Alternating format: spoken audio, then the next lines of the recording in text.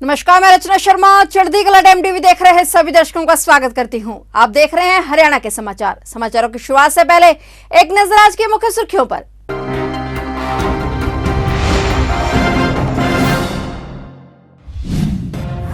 पद्मश्री व पद्म विभूषण अवार्डियों को मिलेगी 10,000 रुपए मासिक पेंशन। वोल्वो बस में फ्री यात्रा की भी मिलेगी सुविधा। सीएम मनोहर लाल ने की घोषणा। हरियाणा में एमएसपी पर घमासान, किसानों ने नेशनल हाईवे 44 किया जाम।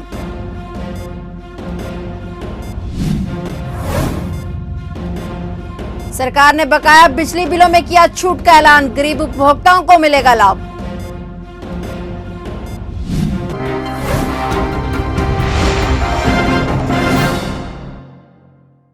और अब समाचार विस्तार से।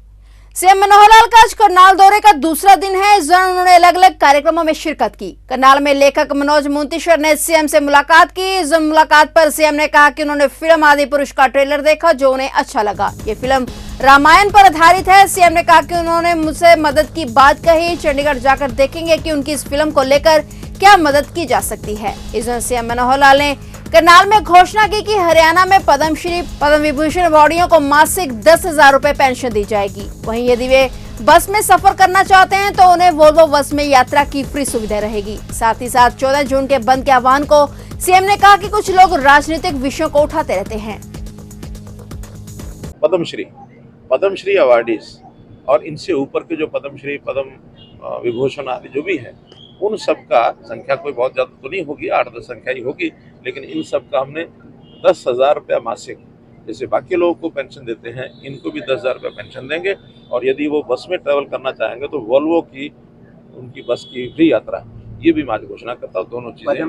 हरियाणा सरकार ने गरीबी रेखा से नीचे जीवन यापन करने वाले परिवारों के बकाया बिजली के बिलों में छूट देने का ऐलान किया है। बिजली के बिलों में छूट देने के लिए सरकार ने एक प्लान बनाया है। इस माफी योजना का उन्हीं लोगों को लाभ मिलेगा जिनकी परिवार पहचान पत्र के अनुसार सालाना इनकम 1 लाख रुपए से कम है। इसके साथ ही व्यक्ति का बिजली कनेक्शन डोमेस्टिक होना चाहिए और इसके साथ लाभार्थी औसत मासिक बिजली खपत 150 यूनिट खपत हो और 2 बिल नहीं भरे हों, वह इस योजना का पात्र लाभार्थी है। इस योजना में 8 जून 2023 तक से पहले के ही उपभोक्ताओं को लाभ मिलेगा। इन जरूरी शर्तों को पूरा करने वाले उपभोक्ताओं का पूरा सरचार्ज माफ कर दिया जाएगा। वहीं जिन उपभोक्ताओं के बिजली कनेक्शन काट दिए गए हैं उन्हें बिना एक्स्ट्रा चार्ज के बकाया राशि के कनेक्शन चालू करवा सकते हैं।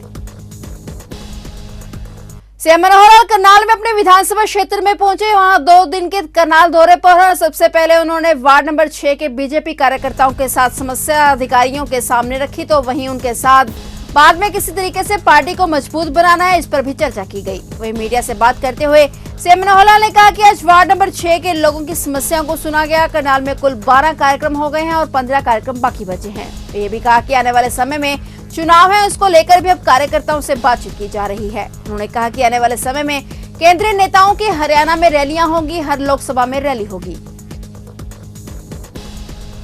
देखिए, इस विषय में चूँकि केंद्र सरकार का विषय है, पहली बार हमारे दिल्ली के साथ बातचीत कर रहे हैं। बहुत सा हमारे जो अनुराग ठाकुर हैं खेल मंत्री, उनसे भी उनके साथ चल रही है। मुझे लगता है कि अमीकेबली सेटल होगा, कहीं कोई समस्या नहीं। मुख्यमंत्री करनाल लोकसभा की रैली है 25 को, केंद्र से मंत्री भी आ रहे हैं, सुनने में क्या कार्यक्रम रहेगा? देखिए, अब क्योंकि ये सारे कार्यक्रम हमारी टीम जो है प्रदेश की वो देख रही है, जैसे अमित शाह जी का एक कार्यक्रम बना है और भी केंद्रीय नेताओं के कार्यक्रम बनेंगे, तो जो कार्यक्रम जहाँ जहाँ तय होंगे उन सब कार्यक्रमों को सफलतापूर्वक करेंगे। 10 की 10 लोकसभा में ये रैलियाँ होने वाली है और 30 जून तक संभवतः सब हो जाएंगी।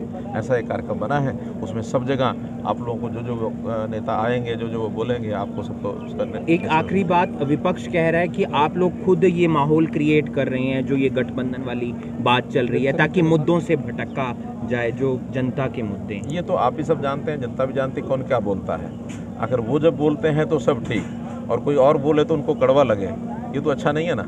आखिर लोकतंत्र में जब वो कहते हैं कि बोलने की आज़ादी सबको है, तो बोलने की आज़ादी का उपयोग सब कर रहे हैं, उस नाते से जो होगा वो सबके सामने आएगा। मुख्यमंत्री 1 लाख सवाल मुख्यमंत्री आपकी सरकार के अंदर पोर्टल की काफ़ी योजना शुरू हुई है, पोर्टल से आसान जो सुविधा मिली है, उस पर आपका भी बयान आया था कि पोर्टल सरकार नाम दिया गया है, उस पर क्या कुछ? मेरा तो कहना है कि जितना ये बोलेंगे विपक्ष के लोग, उतना हमको लाभ है, क्योंकि पोर्टल आखिर ना तो मेरे लिए है ना विपक्ष के लिए है, ये पोर्टल सारे जनता के लिए है।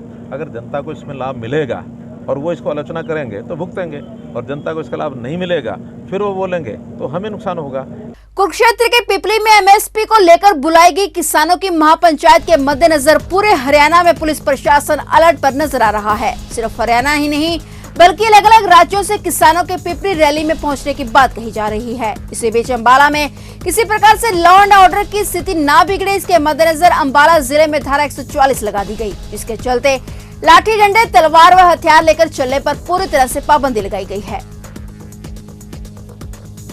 धारा 144 लगाने का मेन पर्पज ये था, आज पिपली में किसानों की एक सभा थी, तो उसमें किसान कुछ यहाँ से भी जाने वाले थे, ताकि वो जो प्रोटेस्ट है वो शांतिपूर्वक रहे और जिले में शांति व्यवस्था कायम रखी जाए।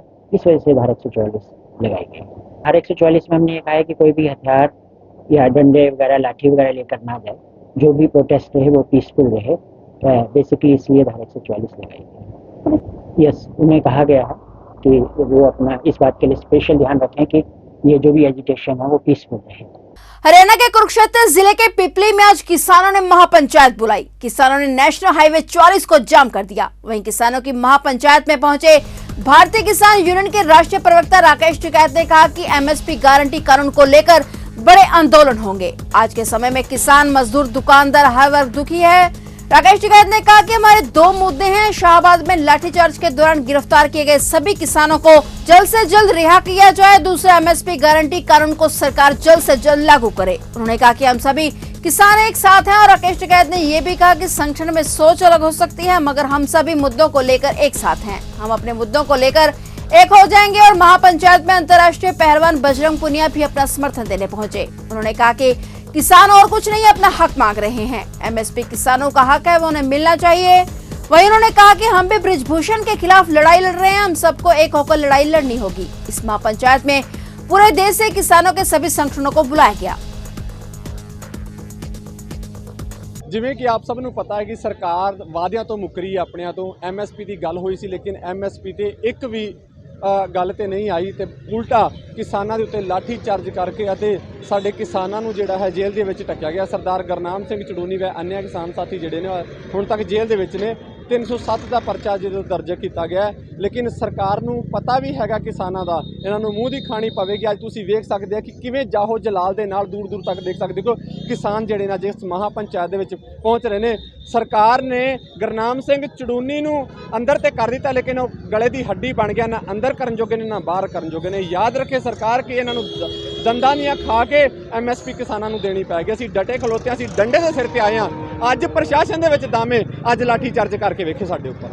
पुंडरी हलके में लगातार बदमाशों के हौसले बुलंद होते जा रहे हैं। पुंडरी के गांव पाई में रिंग बांध के पास गोली चलने का मामला सामने आया है, जहां 3 से 4 बदमाश बाइक पर सवार होकर आए और घर पर 3 राउंड फायर करने के बाद वहां से फरार हो गए। परिवार के लोगों ने जब गोलियां चलने की आवाज सुनी तो आसपास के लोग भी बाहर आ गए और परिवार के लोग भी जब बाहर आए तो बदमाश मौके से फरार हो चुके थे। गोलियां घर की छत और पाइप पर लगी हैं। वहीं एक सीसीटीवी फुटेज भी सामने है जिसमें बदमाश गली में घूमते हुए नजर आ रहे हैं। अमन कोई नेसा लड़का है जाटोरा पाएगा। इसने कंप्लेंट की कि रात को 3-4 लड़के थे जो हमारे घर पर फायर करके गए हैं। तो क्या किसी का नाम वगैरह बताया?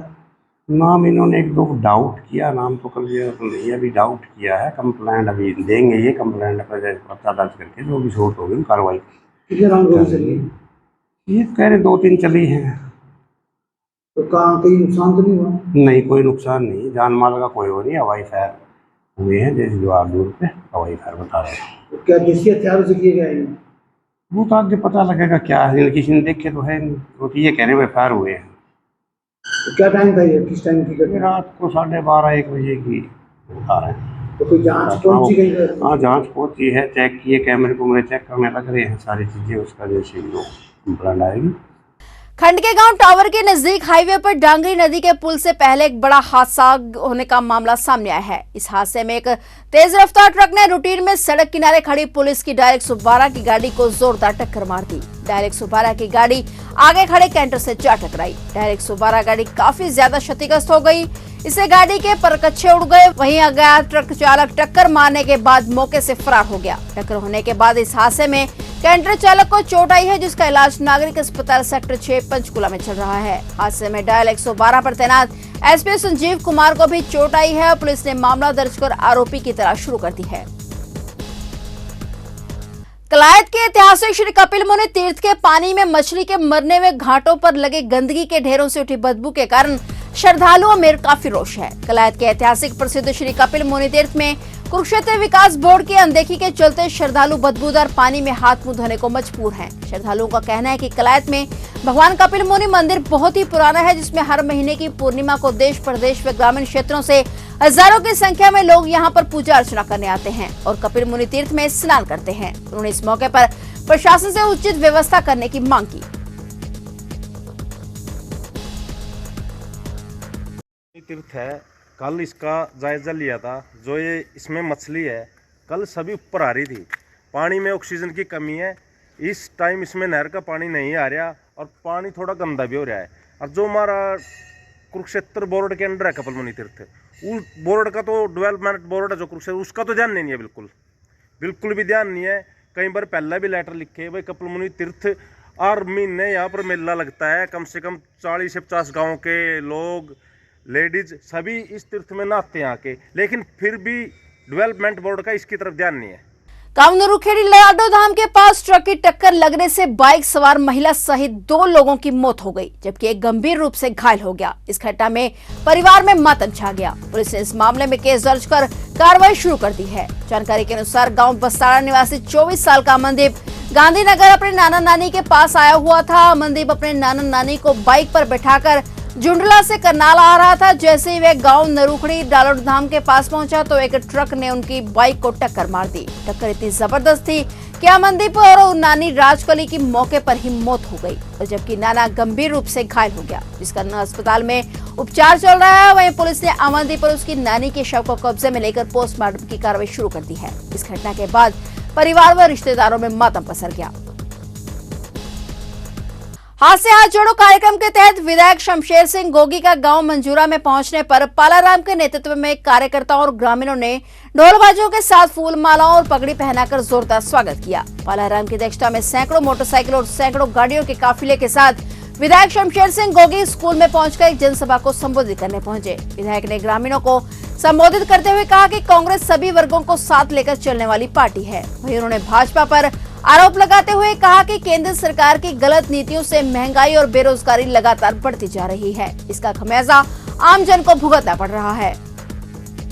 तो ये थे हरियाणा के समाचार, और नए समाचारों के साथ फिर से हाजिर होंगे। तब तक के लिए देखते रहिए चढ़ती कला टाइम टीवी, और अब मुझे दीजिए इजाजत। धन्यवाद।